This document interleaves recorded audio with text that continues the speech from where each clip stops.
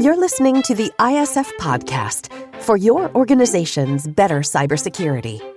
Your host, ISF CEO Steve Durbin, is an expert in leadership, business culture transformation, and cyber strategies for today's top enterprises.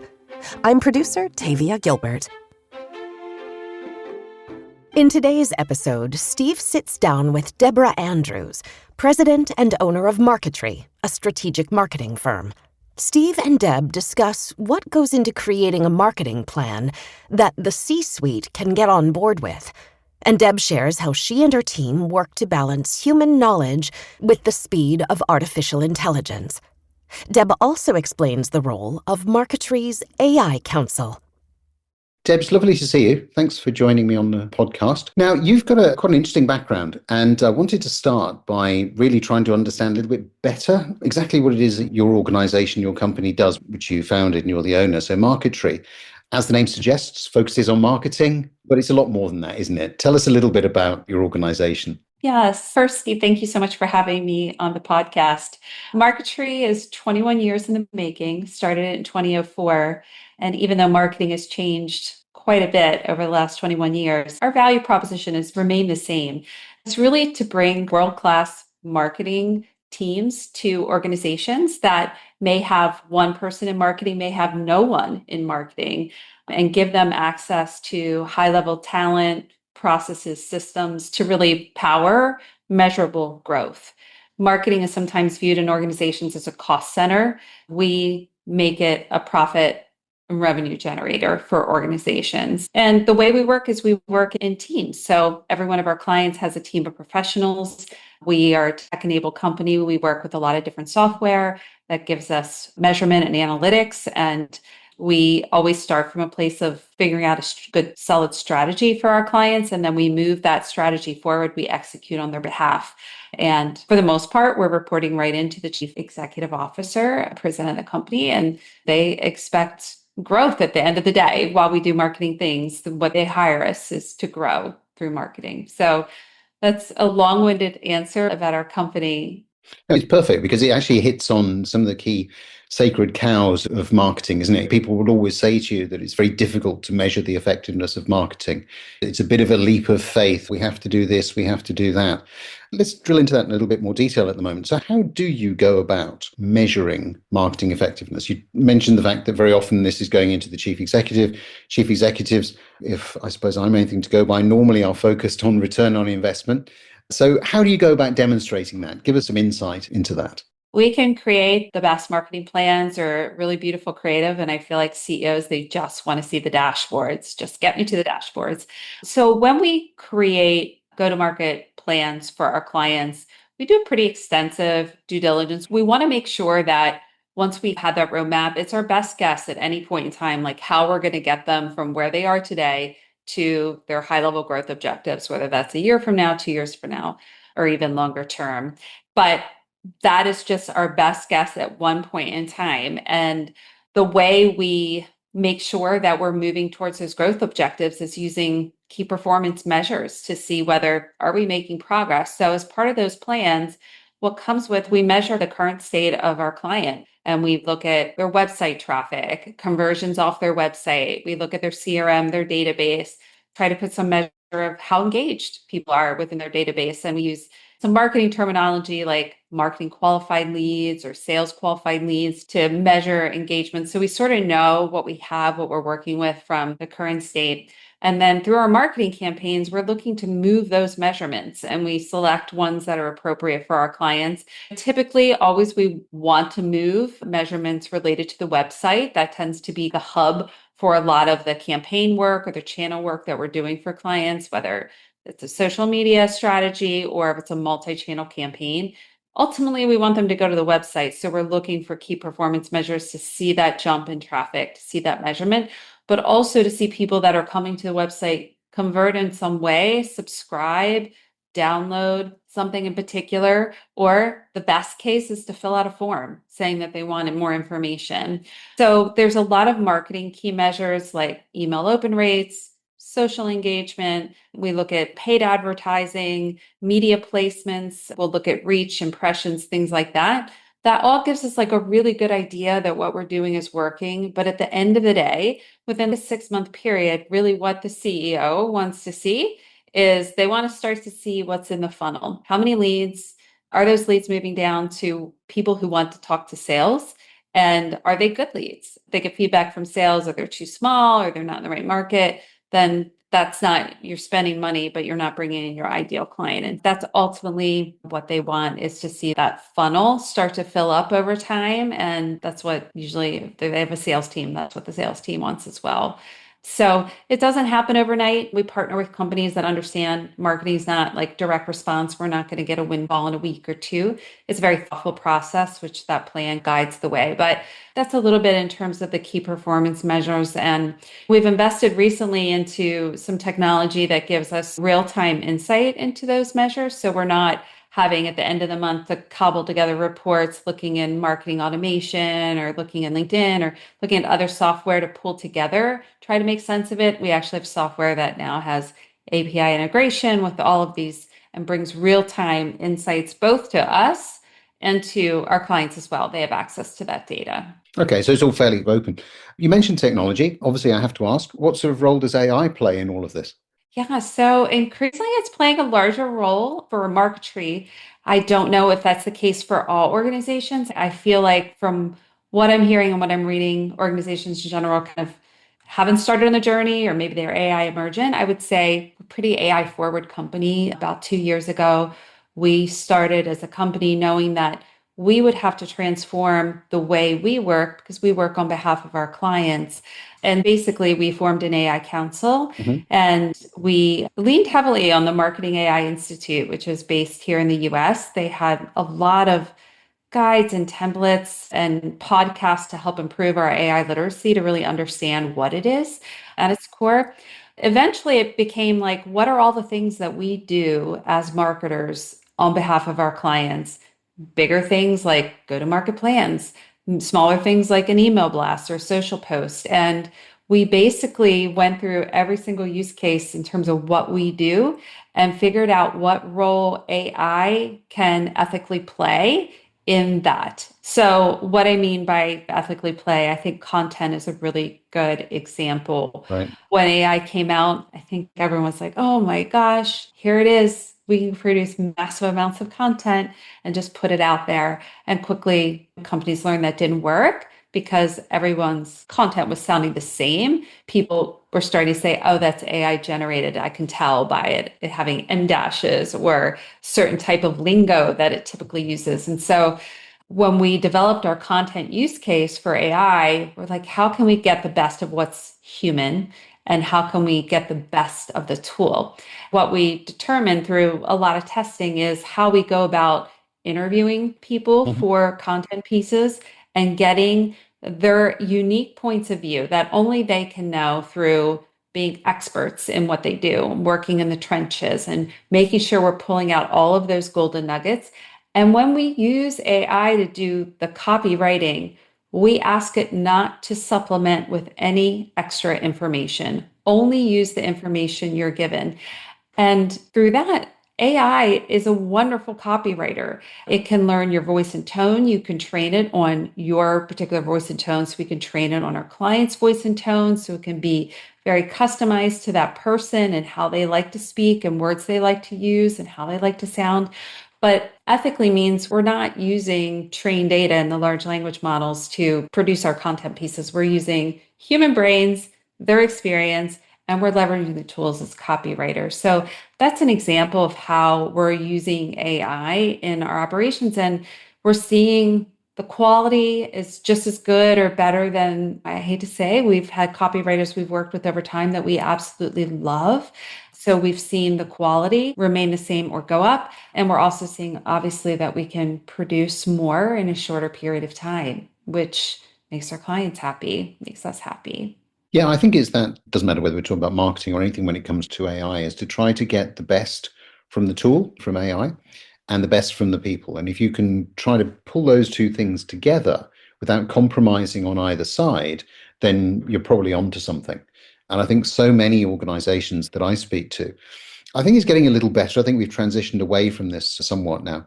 But certainly in the beginning, when AI arrived with the big splash that it did, there was this assumption that it was going to be a total panacea, particularly when you look at it from a marketing and sales perspective. Give me a profile of the ideal client who's going to sign a contract within 3 weeks. Those are the sorts of things that I know people were putting into ChatGPT. Had it worked, then I guess the world would have been a slightly different place at the moment. But clearly it didn't.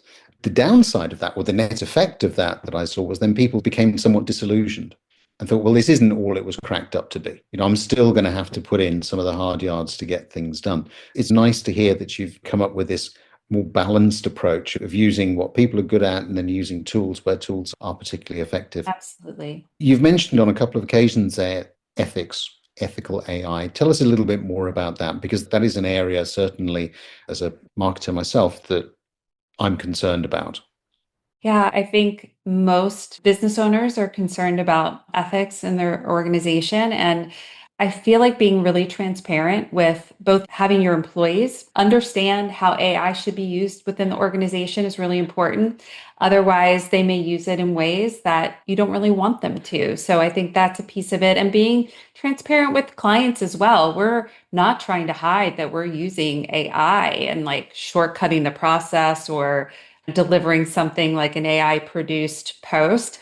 What we share is that we're using it to help them gain competitive advantage, to have what we just talked about, the best access to human thinking, our thinking, their thinking as far as their area of subject matter expertise, and then the best of what this technology can do. And it's extremely powerful. So I think transparency is just really important. And from the beginning, there were organizations that said, don't use AI. And I get it. There's organizations in highly regulated industries, and they're worried about people using it and uploading confidential information, things like that, which is why very early on, we established our AI council and came up with things that we wanted, how folks should be using and experimenting with it, and what was safe to do and what was not safe to do. But shutting it down and saying, don't use it, because what I'm hearing is people that were kind of restricted from using it wouldn't use their work computer, but they would use their personal computer to use Right. AI and then take it back. So there's always a workaround. So I think ethically, it's just being really transparent in terms of how you're using it within your own company. And then for us as consultants, like how we're using it in our client work. And we're continuing to try to educate our clients a little bit more. What we're finding is that they might not be as far along on their overall AI journey, marketing aside. And so we're trying to bring more education into our marketing meetings with them, as far as we're rolling out a tool called Databox for real-time analytics. Why are we making that switch? What is the advantage? How does it work? What does it do? Things like that, just making sure that we're explaining what we're doing, how we're making decisions, that they're not just like, oh, what's the next best tool? Let's go grab onto it. That every decision we make is carefully vetted, thoughtful, and in their best interest. And how do you see the future for marketing in emerging world? We've got AI, we've got all sorts of other things that are changing, not least, particularly outside the United States, issues around sort of privacy, reuse of data. You mentioned that one of the more effective things that people can do is get them to fill in forms, personal data, all of that kind of stuff. It's a big challenge, isn't it, from a marketing standpoint? How do you see the future? We've thought a lot about how we see kind of marketing departments in general changing. My career started way long ago from the solo marketer. The reason I started my company is I was a solo marketer, and that realized what a bad model that was, and that I was good at some things and not the others, to where it grew to this discipline of specialists, where you have your strategists and then you have people that are really good at doing certain things, content, social, SEO, all these specialists. And what we're going to start to see is that world contract. AI is going to start to play an increasing role in the specialist role. It's going to be able to do a lot of what specialists can do, like copywriting is a great example, and it'll be able to do it and do it very well. The future organization is what we think will look like is having probably a CMO, someone that's going to be reporting in larger companies to the CEO and is really owning the business goals and understand like how marketing and the role of marketing that is going to play in the organization. But underneath the CEO will be, I think, what we call orchestrators that will be able to kind of flip between this human and AI world, have a really good understanding of AI and its capabilities, and understand kind of the decisions that the human being needs to make. What I feel like we're going to see is this contraction of the marketing department where there's going to be less headcount because there's going to be less of a need for all of these areas of specialty because AI is going to get quite good with proper prompts, with proper data and proper, human input and oversight. It's going to get quite good. And again, I think the copywriting is the perfect first example of this, where I would feel like pretty much everyone on our team is leveraging the best practices that we've created, is very capable of creating great content, leveraging AI, using these best practices. And so we're going to start to see these orchestrators, they have knowledge of SEO, they know SEO, which prompts, things like that. Same with social, email, all of those things. So I feel like that's what we're going to start to see in organizations is as this contraction of the marketing department. I don't think it's going to happen in the next year or two, but I foresee that it'll happen over the next 5 years, and we'll start to see it scale down considerably. And do you think that's primarily something that we're going to see first in the small to mid-sized space? Because obviously some of the skill sets you're talking about, we know already they're not exactly widely available and they do come at something of a premium price. So is it going to start there, or are you going to start seeing it in some of the bigger organizations? I think the larger organizations will start to see that change. I mean, we're already starting to see some interesting things. I think last week Intel announced that it was eliminating its in-house marketing function for the most part, and it was outsourcing it all to Accenture. So interesting. And what that would signal to me, I don't know much about what's going on at Intel, is that it feels like it's going to get better value outsourcing this function to a cutting edge consultancy that is adept at probably leveraging the best of human and the best of AI. I do feel like we're going to start to see, more of these changes. So I think these changes will happen in the larger organizations. I think the smaller organizations, honestly, talking to senior level marketers, whether they're CMO or heads of marketing, I think they're just struggling to keep afloat of their workload right now. I feel like AI has had this paralyzing effect on a lot of mid-sized organizations where they know AI is out there and they know it's supposed to have an impact, and they're reading about companies reducing headcount and or not hiring. And according to some of my marketing peers, they're saying, we need more on our marketing team. We're really strapped. We're growing. But yet at the same time, they're getting a mandate, no, you can't hire, figure out how to use AI, which makes it harder because they're just busier. Yeah. It takes a lot of time to figure out AI. And so I think it'll be like a slower roll for the mid-sized organizations because of that. And I do think firms like Marketri or other consulting firms can help be a guide for mid-sized organizations to help them become more AI forward. Because right now, I view most organizations kind of in that, I don't know. It's not a good place to be where you're super busy keeping up with your day work, but yet you're tasked with learning and figuring out how to operationalize a transformational technology that you really know nothing about. And like I said, we've been at it for 2 years now with a dedicated, disciplined AI council and a lot of investment in conferences and executive education and all of that. So you're asking your already busy head of marketing to figure all this out now, and you're not giving them headcount. So feels like a bad cycle. I know that's not going on everywhere, but these are just some of the things that I'm hearing and why I think that mid-sized organizations will struggle a little bit with their AI adoption and being able to leverage some of these best practices, especially if they can't get help either through consulting or additional headcount to free up their time to invest more time in learning about this. Yeah, absolutely. I think part of what you're saying is down to this whole hype around AI. It's how hard can it be? Actually, the answer is very. And to really get a return on AI and using it, and I'm speaking from our own experience in this, some of the projects that we have started have taken considerably longer than we had originally anticipated in terms of really delivering some value. And the resources, I think, that have been required probably are far greater than we were led to believe at the outset.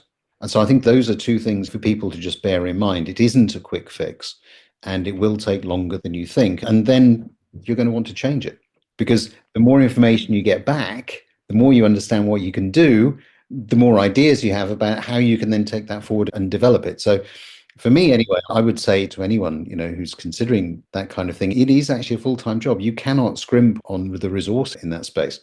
Would you agree with that? I completely agree with you. We spent 2 years building out our best practices so that everyone's using AI consistently, which creates efficiencies and ensures quality. We don't want everyone using it in a different way. And as good ideas have come in, we have a feedback loop where they provide that and we update the best practice.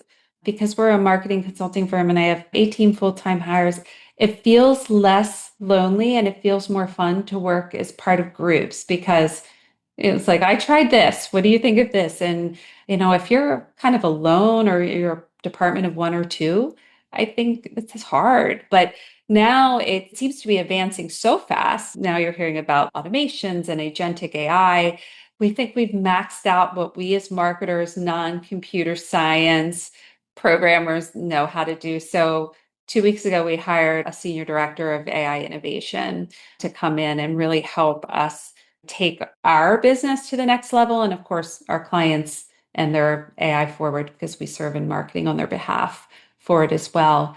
So yes, I think it is hard and these tools are pretty intuitive. At the end of the day, I think when you start to think about the automation aspect and having these tools sort of start to self-perform activities in a safe manner, enough to say, we need expertise here. We can't do this on our own.